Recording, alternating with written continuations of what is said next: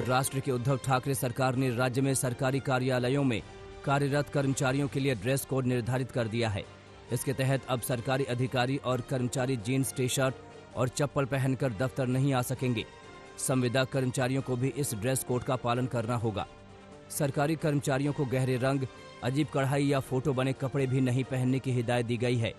इसके अलावा सभी सरकारी कर्मचारियों को सलाह दी गई है कि कम से कम हफ्ते में एक बार खादी के कपड़े पहने, ताकि हाथ से सूत कताई को बढ़ावा मिल सके। दिल्ली के तीनों नगर निगम के मेयर फंड को लेकर मुख्यमंत्री अरविंद केजरीवाल के आवास पर कई दिनों से प्रदर्शन कर रहे हैं। वहीं आम आदमी पार्टी के विधायकों ने उपराज्यपाल अनिल विज और गृह मंत्री अमित शाह के आवास पर प्रदर्शन के लिए दिल्ली पुलिस से इजाजत मांगी है, जिसे दिल्ली पुलिस ने रिजेक्ट कर दिया है। दिल्ली पुलिस ने इसके लिए कोरोना का हवाला दिया है। आम आदमी पार्टी के विधायक आतिशी और राघव चड्ढा ने दिल्ली पुलिस को पत्र लिखकर उपराज्यपाल और गृह मंत्री के आवास पर प्रदर्शन के लिए अनुमति मांगी थी।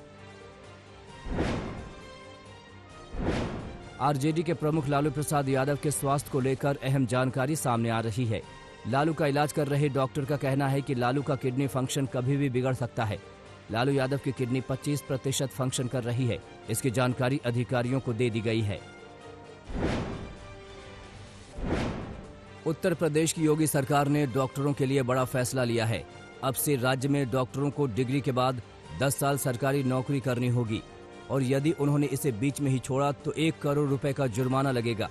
सरकार का कहना है कि इसके अलावा नीट में छूट की व्यवस्था भी की गई है, ताकि सरकारी अस्पतालों में विशेषज्ञ डॉक्टरों की कमी को पूरा किया जा सके। बिहार चुनाव में सफलता हासिल करने के बाद एआईएमआईएम चीफ असदुद्दीन ओवैसी की नजरें अब बंगाल विधानसभा चुनाव पर हैं। बंगाल में अगले साल अप्रैल-मई में विधानसभा चुनाव है। इस चुनाव को लेकर एआईएमआईएम चीफ ओवैसी ने अपनी सक्रियता बढ़ा दी है। ओवैसी ने इसी सिलसिले में पश्चिम बंगाल में आए पार्टी कार्यकर्ताओं के साथ मीटिंग की और चुनाव पर तैयारियों पर चर्चा की।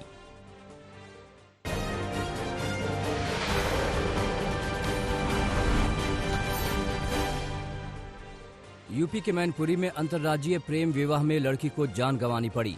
लड़की के भाई ने दिल्ली से गांव बुलाकर अपने 2 और भाइयों के साथ हत्या कर डाली। वारदात के बाद बहन की लाश को खेत में दबा दिया। युवक की तहरीर पर दिल्ली पुलिस ने लड़की के एक भाई को गिरफ्तार कर लिया है। वहीं खेत में जेसीबी से 5 घंटे की खुदाई के बाद लड़की का शव बरामद किया जा सका।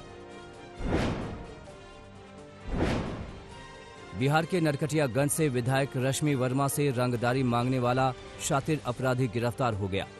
रंगदारी के लिए प्रॉक्सी नंबर का इस्तेमाल करता था।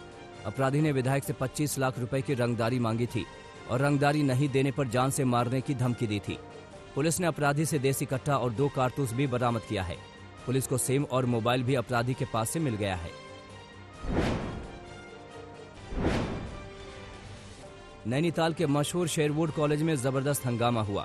पुलिस की सुरक्षा में ये बवाल हुआ। नए अंतरिम प्रिंसिपल को अधिकार दिलाने के लिए आगरा डायसिस के चेयरमैन, एडवाइजर, वकील समेत अंतरिम प्रिंसिपल पहुंचे। स्कूल गेट खुलवाने के लिए पुलिस के साथ पहुंचे, लेकिन जब अंदर घुसने से रोका गया तो हंगामा मच गया। शेरवुड स्कूल के कर्मचारी और उनके परिवार वाले किसी भी कीमत पर पुलिस और अंतरिम नियुक्त प्रिंसिपल को अंदर नहीं आने देना चाहते थे। वहीं थाना प्रभारी ने कहा कि अंतरिम प्रिंसिपल जैसे चाहे स्कूल कैंपस में एंट्री करें, हम उन्हें सुरक्षा देंगे। आपको बता दें कि 21 अक्टूबर को शेरवुड के प्रिंसिपल अमनदीप संधू को सस्पेंड कर अंतरिम प्रिंसिपल पीटर धीरज इमैनुअल को चार्ज दिया गया था।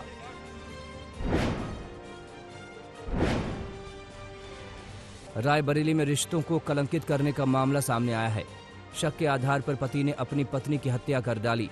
परिवार वालों को जब सुबह से शाम तक मृतका नहीं दिखाई दी, तब जाकर खुलासा हुआ। पुलिस ने आरोपी पति को हिरासत में ले लिया।